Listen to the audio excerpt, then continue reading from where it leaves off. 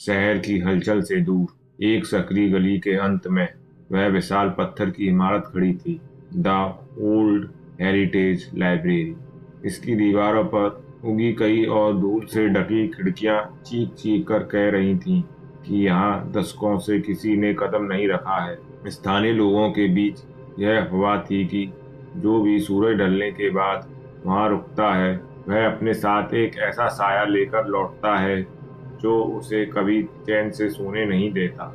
आर्यन, जो विज्ञान का छात्र था और जिसका मानना था कि दुनिया में ऐसी कोई चीज नहीं जिसे तर्क से न सुलझाया जा सके, किसी चुनौती को स्वीकार कर वहां पहुंचता है। दी घोस्ट स्टोरी डाटाबेस जैसी साइटों पर मिलने वाली डरावनी कहानियों की तरह उसने भी अपने साथ एक टॉर्च और रिकॉर्डर रखा था। जैसे ही आर्यन ने भारी लकड़ी का दरवाजा धक्का देकर खोला, एक तीखी चरचराहट पूरे हॉल में गूंज उठी। अंदर की हवा भारी थी, जिसमें पुराने कागज और सड़ी हुई लकड़ी की गंध बसी थी। हजारों किताबें अलमारियों में सजी थीं, मानो किसी के इंतजार में हो।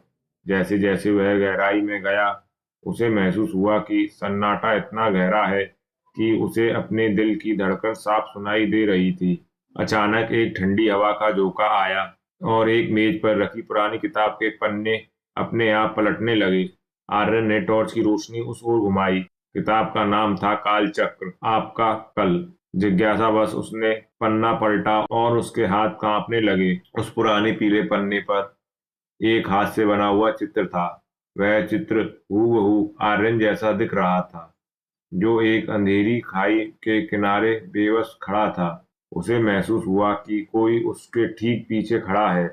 जैसे ही वह मुड़ा, उसने एक लंबी काली छाया को गलियारे के अंत में ओझल होते देखा।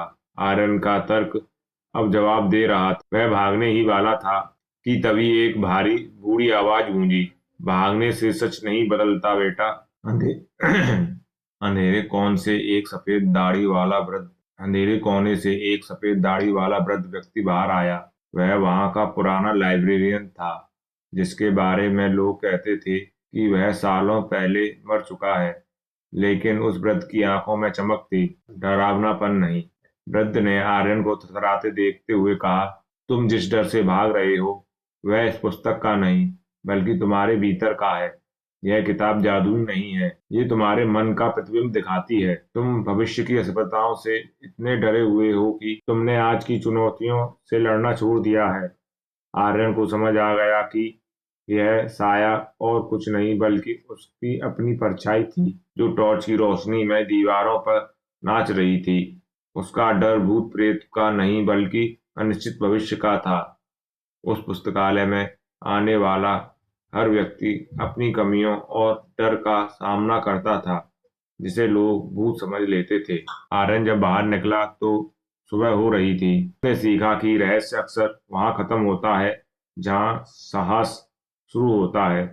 वह उस अधूरी कहानी को पूरा कर चुका था। यह कहानी किसी भूत की नहीं, बल्कि खुद को पहचानने की थी।